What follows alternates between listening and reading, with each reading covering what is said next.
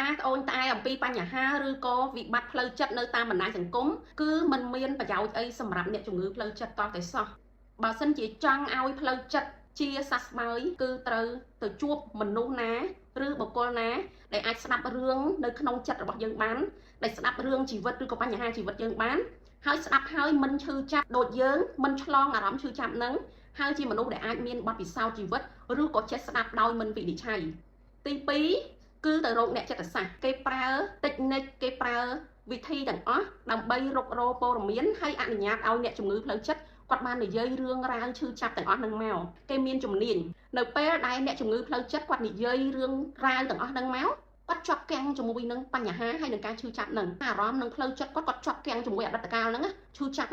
ហើយមនុស្សយើងពេលណាអារម្មណ៍ស្ថិតនៅក្នុងអតីតកាលត្បិតតែរូបកាយយើងអង្គុយនៅក្នុងបន្ទប់ប្រឹក្សាផ្លូវចិត្តហ្នឹងមែនប៉ុន្តែអារម្មណ៍ហើយនឹងផ្លូវចិត្តរបស់យើងគឺជាប់គាំងជាមួយនឹងអតីតកាលឈឺចាប់ហ្នឹងយើងអាចត្រឡប់មកបច្ចុប្បន្នកាលដែលសុវត្ថិភាពឬក៏ត្រឡប់មកបច្ចុប្បន្នកាលដែលរីករាយបាននៅក្នុងពេលហ្នឹងអញ្ចឹងគឺអ្នកចិត្តសាស្ត្រគេមានវិធីថាគេប្រើជាសំណួរឬក៏គេប្រើការគោះក៏ clinic ខ្លះគេមានទាំងម៉ាស៊ីនទៀតដើម្បីជួយឲ្យអ្នកជំងឺដែលកំពុងតែស្ថិតនៅក្នុងអតីតកាលហ្នឹងគាត់ត្រឡប់មកបច្ចុប្បន្នវិញហើយទទួលបានអារម្មណ៍សុវត្ថិភាពគេមានរបៀបដែលវាយតម្លៃស្ថានភាពផ្លូវចិត្តថាស្ថានភាពផ្លូវចិត្តគាត់ចេញពីបន្ទប់ប្រឹក្សាទៅគឺសុវត្ថិភាពអញ្ចឹងគាត់អាចជួយខ្លួនឯងឬគ្រប់គ្រងខ្លួនឯងជាប្រចាំថ្ងៃបានឬក៏គេវាយតម្លៃទៅឃើញថាវាគ្រោះថ្នាក់នៅពេលដែលចេញពីបន្ទប់ប្រឹក្សាទៅគឺគាត់អត់អាចជួយខ្លួនឯងឬក៏គ្រប់គ្រងខ្លួនឯងបានទេអញ្ចឹងគេត្រូវការរកគ្រួសារឬក៏ត្រូវការបញ្ជូនទៅពេទ្យចិត្តសាស្ត្រដើម្បីឲ្យគាត់ទទួលថ្នាំលេបជាប្រចាំថ្ងៃហើយនឹងមានអ្នកថែទាំហើយមានអ្នកនៅឃុំក្រងនឹងមើលគាត់ជាប្រចាំថ្ងៃរបៀបនៃការព្យាបាលរបស់អ្នកចិត្តសាស្ត្រក៏ដោយពេទ្យក៏ដោយគឺគាត់តែងមានកិច្ចការងារដែលឲ្យយើងធ្វើឲ្យយើងរស់នៅក្នុងបច្ចុប្បន្នដែលរីករាយហើយនៅពេលដែលមានរឿងនឹងវាមានហាក់វាបុកទ្រូងឬក៏វាធ្វើឲ្យយើងនឹកឃើញរឿងរ៉ាវនឹងកើតឡើងយើងអាចធ្វើសមាធិដកដង្ហើមចេញដកដង្ហើមចូលដើម្បីឲ្យអារម្មណ៍ឬខួរក្បាលរបស់យើងនឹងផ្ដោតមកបច្ចុប្បន្នវាជួយឲ្យដង្ហើមយើងវាអាចដកស្រួលឬដកប្រសើរជាងមុនបន្ទាប់មកខួរក្បាលរបស់យើងឬការគិតរបស់យើងគិតមកបច្ចុប្បន្នភាពហ្នឹងគឺយើងអត់មានបញ្ហានឹងកើតឡើងទៀតទេអញ្ចឹងប្រកាសថាអ្នកជំងឺផ្លូវចិត្តគាត់រស់នៅជាប្រចាំថ្ងៃអត់មានការបំពេញផ្សេងទាក់ទងនឹងការបំពេញផ្លូវកាយឬផ្លូវចិត្តអញ្ចឹងគាត់រស់នៅសុវត្ថិភាពជំងឺផ្លូវចិត្តអាចជាបាន 100% លុះត្រាតែអ្នកជំងឺខ្លួនឯងហ្នឹងគាត់ចង់ជាអត់ហើយគាត់បដិញ្ញាចិត្តថាសហការជាមួយនឹងអ្នកចិត្តសាស្ត្រថាគាត់នឹងដើរតាមការណែនាំពីព្រោះជំងឺផ្លូវចិត្តដូចតែជំងឺផ្លូវកាយដែរឧទាហរណ៍យើងកើតបោកយើងឈឺខ្លាំងយើងកំពុងតែឈឺខ្ទប់ឈឺខ្លាំងណាហើយដល់ពេលដែលយើងទៅដល់ពេទ្យធ្វើការវះកាត់យកខ្ទុះយកអីចេញអញ្ចឹងនៅពេលដែលពេទ្យរកឃើញបញ្ហាថាវាឈឺខ្លាំងដោយសារអីខ្ទុះអញ្ចឹងវះកាត់យកខ្ទុះយកអីនឹងចេញថាគាត់ឲ្យថ្នាំលេបថ្នាំសះហើយគាត់លាងរបួសនឹងស្អាតលេបថ្នាំអញ្ចឹងហើយគាត់ប្រាប់យើងហើយថាកំឡុងពេលនៃការព្យាបាលតើយើងត្រូវតមការញ៉ាំអីខ្លះត្រូវថែរក្សាមុខរបួសហ្នឹងដោយរបៀបណាយើងអត់ឲ្យចំហវាពីព្រោះវានឹងឆ្លងមេរោគមកខាងក្រៅវាអាចបង្កជាខ្ទុះឬក៏របួសហ្នឹងវារើឡើងវិញកុំឲ្យយើងចូលរបួសហ្នឹងទៅប៉ះនឹងអីវាឈឺឬក៏វាអាចឆ្លងរបួសទៅទៀតអញ្ចឹងជំងឺផ្លូវចិត្តក៏ដូចគ្នាដែរយើងធ្លាប់មានរបួសផ្លូវចិត្តពីអតីតកាលមកឬក៏យើងធ្លាប់ប៉ះទង្គិចឬក៏យើងឆ្លងកាត់បញ្ហាអីវាធ្វើឲ្យចិត្តយើងហ្នឹងវាមានរបួសហើយវាឈឺអញ្ចឹងបើសិនជាយើងដឹងហើយថាឈឺយើងអត់ស្រួលអញ្ចឹងអ្នកចិត្តសាស្ត្រក៏ដូចគ្នាពេទ្យចិត្តសាស្ត្រក៏ដូចគ្នាដែរគាត់នឹងប្រាប់យើងថាក្នុងកំឡុងពេលដែលយើងឈឺហ្នឹងអ្វីដែលយើងត្រូវធ្វើអ្វីដែលយើងមិនត្រូវធ្វើបើសិនជាយើងកើតបោកហើយយើងកំពុងតែលេបថ្នាំយើងកំពុងតែលាបថ្នាំព្យាបាលនៅពេលដែលយើងចេញពីពេទ្យផុតយើងយកឈើយកមកប៉ះឬក៏មករកលេងឬក៏យើងទៅឆ្កឹះវាឬក៏យើងទៅជូតវាឬក៏ប៉ះពាល់វាបោសដែលយើងវាហើយហ្នឹងរបួសហ្នឹងអត់ជាទេអាចคล้ายទៅជាតបៅធ្ងន់ធ្ងរវិវត្តទៅជាតបៅមហារិចឬក៏អីបើយើងនៅតែឆ្កឹះទោះបីលេបថ្នាំបដាឆ្កឹះបដាគឺតបៅហ្នឹងវានឹងរងរើទៅវិញទៅឈឺហើយអាចឈឺលើដើមទៀតអញ្ចឹងជំងឺផ្លូវចិត្តដូចគ្នានៅពេលដែលជួបអ្នកចិត្តសាស្ត្រហើយនៅពេលដែលកំពុងតែលេបថ្នាំព្យាបាលផ្លូវចិត្តក៏ដោយថ្នាំផ្លូវចិត្តគឺវាអាចជួយយើងមួយរយៈនៅពេលដែលយើងលេបតាមដែ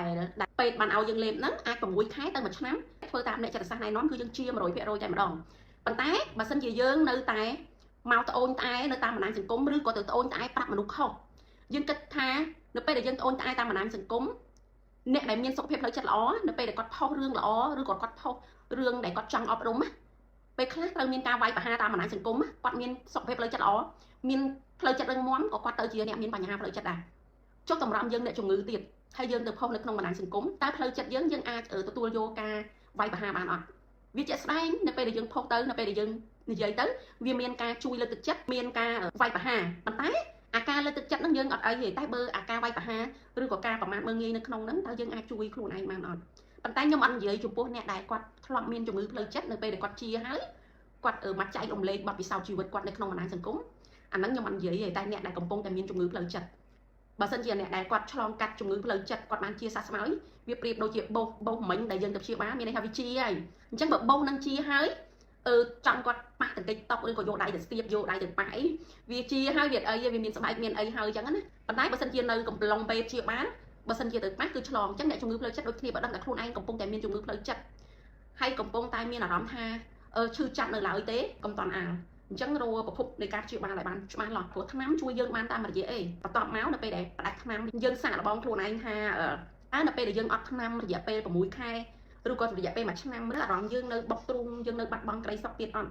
ឬក៏យើងមើលទៅខ្លួនឯងបានជានៅ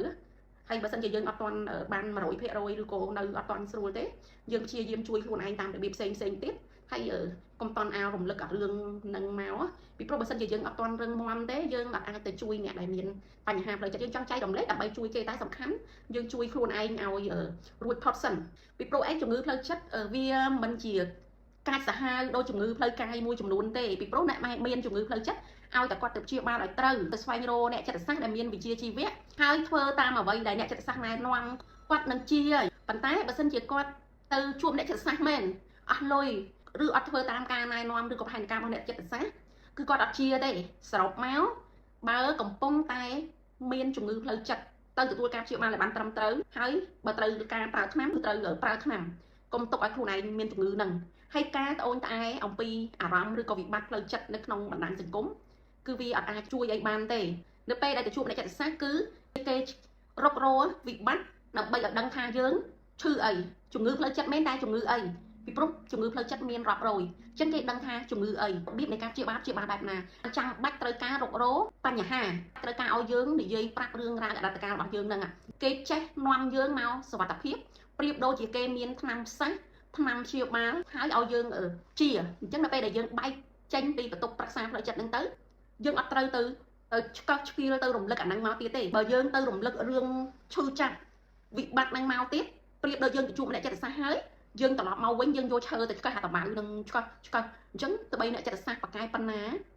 ពេទ្យចិត្តសាស្ត្រមានថ្នាំល្អប៉ុណ្ណាក៏ព្យាបាលយើងអត់ជាដែរពេលដែលយើងចាក់ចេញពីបន្ទប់ប្រឹក្សាផ្លូវចិត្តគឺយើងរីករាយហើយសប្បាយហើយប៉ុន្តែនៅពេលដែលយើងចេញផុតយើងអត់បានអនុវត្តតាមអ្វីដែលអ្នកចិត្តសាស្ត្រណែនាំហើយយើងថែមទាំងទៅឆ្កឹះអាការឈឺចាប់នឹងមកឆ្កឹះមកហើយឆ្កឹះមកទៀតហើយជួនកាលយើងនៅម្នាក់ឯងចាប់កៀងជាមួយនឹងអាការឈឺចាប់ហ្នឹងនាំខ្លួនឯងមកអារម្មណ៍មានក្តីសុខនឹងរីករាយអត់ចាញ់ទេបើនៅជាមួយអ្នកចិត្តសាស្ត្រ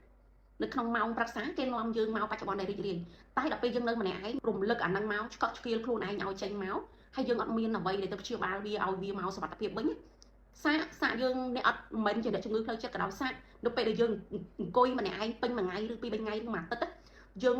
រំលឹកហើយនឹកគិតទៅលើអតីតកាលដែលឈឺចាប់អត់រំលឹកអាល្អរំលឹកតែអាក្រក់ហ្នឹងរំលឹកមួយថ្ងៃពីរថ្ងៃ3ថ្ងៃមួយអាទិត្យមួយខែពីរខែបើយើងមិនមានវិបត្តិផ្លូវចិត្តអញ្ចឹងហើយចុះតរំយើងអ្នកមានវិបត្តិផ្លូវចិត្តស្រាប់យើងកំពុងតែរបួសស្រាច់ហើយយើងទៅឆ្កឹះទៅឆ្កៀលអត់ជាទេ